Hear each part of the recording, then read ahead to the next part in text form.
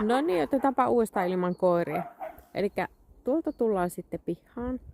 Ja tuossa on autotalli. Ja sitten tavallaan niin se talouspiha tulee sitten autotalli ja Karttusen tien väliin. Ja tästä tulee vaan suora tie tähän kohti. Me vittuu siitä! Ja sitten niin tavallaan tässä on niin etuovi. Ja tietenkin sitten, mitä sitä nyt tulee, 8 metriä, 9 metriä, niin tuolla on talon takaseinä ja isot ikkunat tuonne päähän.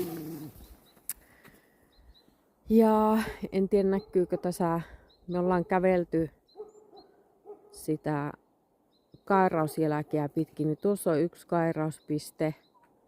Ja missä se toinen on? Se on jossakin tuolla on toinen kairauspiste. Ja tuossa on koillisnurkka. Ja johonkin tähän tulee yksi nurkka.